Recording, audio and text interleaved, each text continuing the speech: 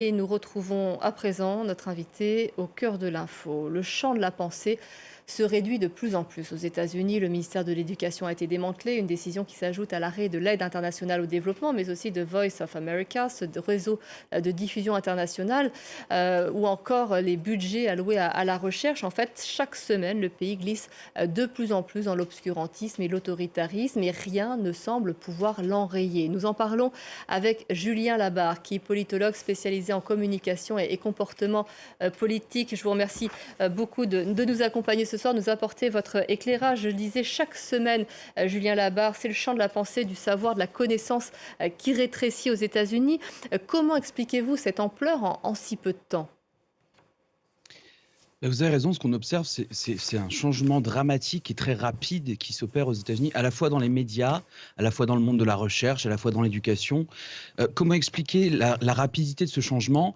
C'est principalement dû au fait que le principal contre-pouvoir contre ces décisions-là, c'est le système judiciaire aux États-Unis. Et le système judiciaire souffre de deux problèmes. Le problème principal, c'est une forme de lenteur qui est utilisée par ailleurs comme excuse par l'administration Trump pour défier l'autorité judiciaire. Il y a quelques jours, un juge fédéral a demandé à l'administration Trump d'annuler l'expulsion de clandestins vénézuéliens. L'excuse qui a été utilisée pour continuer avec l'expulsion, ça a été de dire que finalement la décision était intervenue trop tard. Ça, c'est le premier problème. Le deuxième problème, c'est le manque de mécanismes que je qualifierais de mécanismes coercitifs. C'est-à-dire qu'aujourd'hui, on a une administration Trump qui décide de remettre en cause l'autorité du pouvoir judiciaire. Et la question qui est très simple, qui se pose, c'est si un président aujourd'hui décide qu'il se fiche des décisions prises par les juges, quelle est la Mhm. conséquence? Aujourd'hui, aux États-Unis, il n'y a pas une conséquence claire. Il n'y a pas de bout de ce processus qui soit visible pour les Donc chercheurs. Donald Trump peut se penser tout puissant. Il peut se penser tout puissant pour une raison simple, c'est que le système démocratique américain est bâti sur une série de normes. C'est-à-dire que vous avez la loi et ensuite vous avez des normes. Si vous ne respectez pas les normes, la force de la loi perd toute sa substance, si vous voulez. Si on remonte un peu au début de l'expérience américaine, Hamilton, qui était un des pères de la Constitution, disait lui-même: le pouvoir judiciaire dépend entièrement de la collaboration du pouvoir exécutif. Mm. Le pouvoir judiciaire, il disait, c'était ses termes, n'a ni force ni volonté. C'est-à-dire que si vous n'avez pas le pouvoir de police qui suit, vous ne pouvez pas mettre en application vos décisions. Mais d'où le danger avec une personnalité telle que Donald Trump. En fait, c'est ce qui n'avait pas été anticipé au moment des fondements, des fondations qui ont été posées dans la création des États-Unis.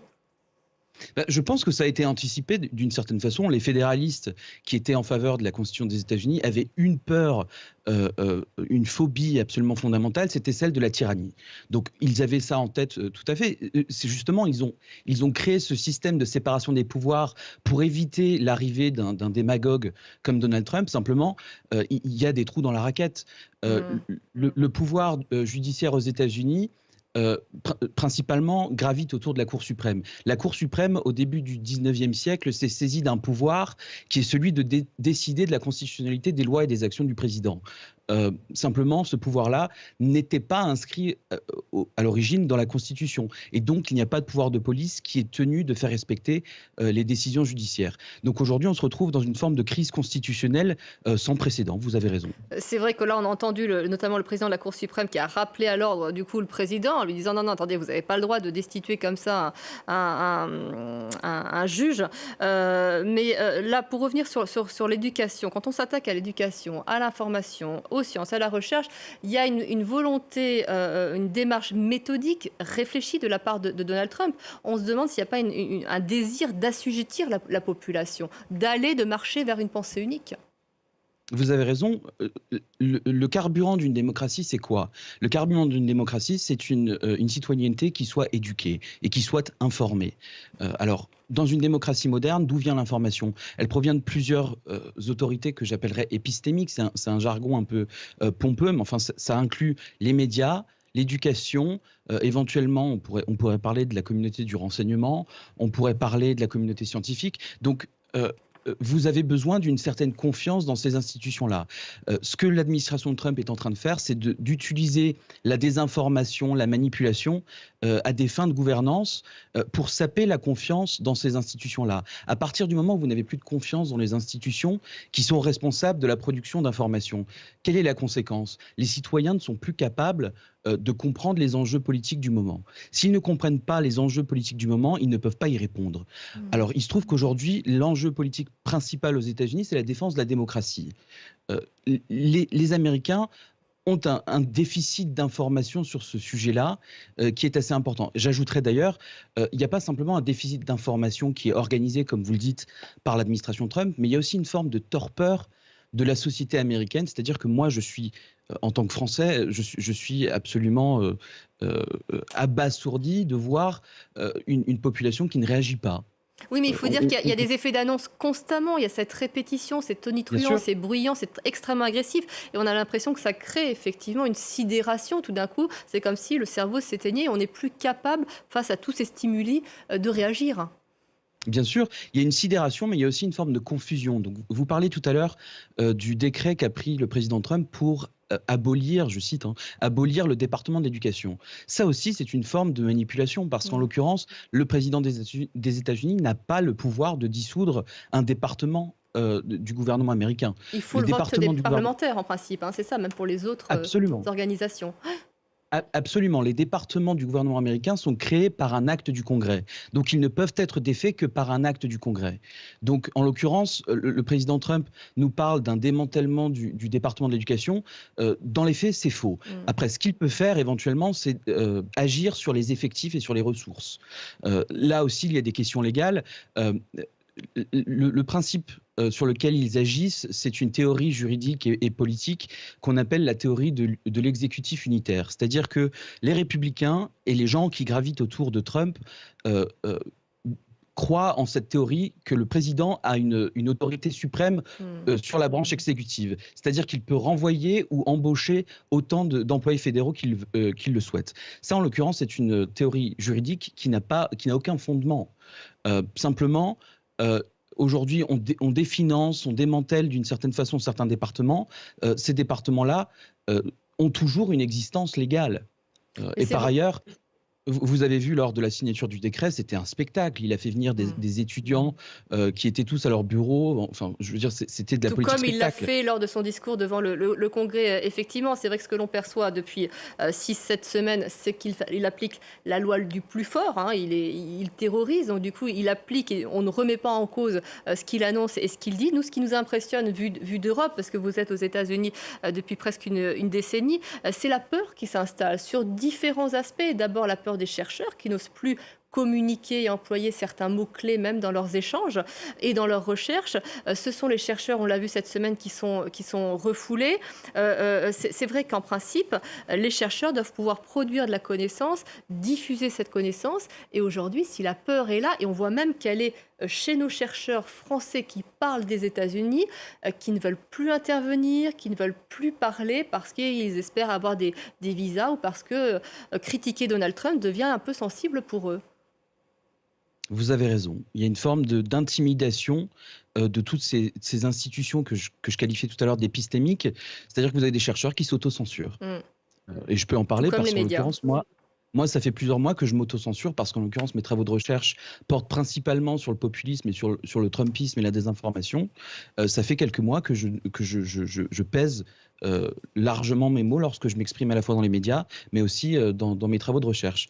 Il y a à la fois une forme d'intimidation, mais il y a aussi une forme d'harcèlement qui prend la forme de définancement des projets de recherche, qui prend la forme de renvois, d'injonctions qui sont données à des universités de mettre en pause leur campagne de recrutement, par exemple. Mm. Donc vous avez raison, il y a une forme d'autocensure qui se met en place. Vous parliez du cas du chercheur français qui a été refoulé à la frontière, il me semble, hier ou il y a quelques jours, on a appris ça. Je ne connais pas le fond du dossier, mais enfin, on a eu un démenti ce matin de la Maison-Blanche nous disant que le chercheur, en l'occurrence, avait en sa possession des informations confidentielles sur un laboratoire qui travaille sur la sécurité nationale et sur la sécurité nucléaire aux États-Unis.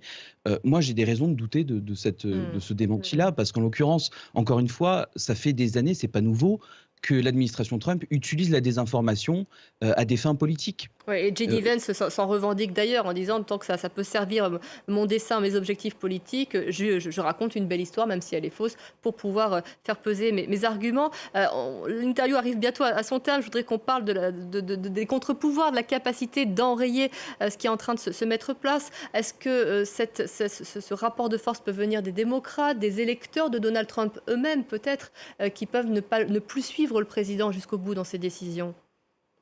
C'est vraiment très compliqué comme question, parce que, en l'occurrence, les démocrates pourraient faire acte de résistance. Il y a plusieurs procédures au sein des institutions qui permettent de faire de l'obstruction.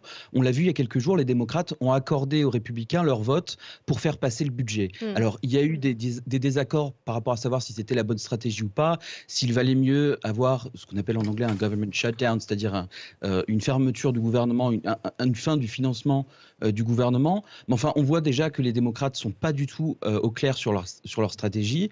Ensuite, évidemment, en termes de contre-pouvoir, on peut penser à la destitution. Aujourd'hui, la destitution est impossible parce que les deux chambres du Congrès sont aux mains des républicains. Alors, la Chambre des représentants passera sans doute au camp démocrate en 2026 parce qu'il y a une forme de balancier qui s'opère en général entre les élections. Simplement, vous pourrez lancer la procédure de destitution, mais vous ne pourrez pas condamner le président Trump parce qu'il vous faudra 67 votes au Sénat. Ensuite, la dynamique politique, elle est possible. Simplement, aujourd'hui, quand on regarde les sondages, le Parti démocrate est emprisonné, si vous voulez, dans une forme d'impopularité qui est historique. C'est-à-dire qu'aujourd'hui, qui est plus impopulaire que Donald Trump et les républicains aux États-Unis? C'est les démocrates. Et principalement du fait que les électeurs démocrates eux-mêmes ont une insatisfaction par rapport aux démocrates et à leur attitude.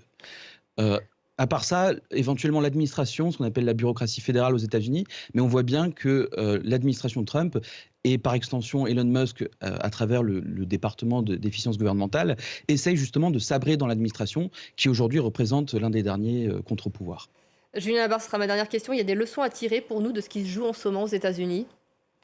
Bien sûr, bien sûr. Si vous voulez, je vous renvoie à un excellent livre de Steven Levitsky et de Daniel Ziblatt, qui a été traduit en français, qui s'appelle La mort des démocraties. Qu'est-ce qu'ils expliquent dans ce livre? Ils nous disent qu'aujourd'hui, au XXIe siècle, les démocraties continuent de mourir, mais elles ne meurent pas de la même façon qu'auparavant. C'est-à-dire qu'aujourd'hui, lorsqu'une démocratie meurt, c'est pas aux mains des généraux et en voyant des chars défiler sur Paris ou sur Washington. Les démocraties meurent de quoi? Elles meurent du démantèlement des institutions démocratiques, de la fin des normes démocratiques, elles meurent de la fin de l'indépendance du système judiciaire, de la fin de la liberté de la presse. Et j'ai écrit une tribune il y a quelques années par rapport justement à des signaux inquiétants qui se passent en France, par rapport à ce que j'ai appelé la politique constitutionnelle agressive, qui représente simplement la fin des normes démocratiques, qui est intervenue aussi en France, pas seulement aux États-Unis. Je vous remercie beaucoup, Julien Labarre, pour tous ces éléments de compréhension, cet éclairage que vous avez apporté ce soir au cœur de l'info.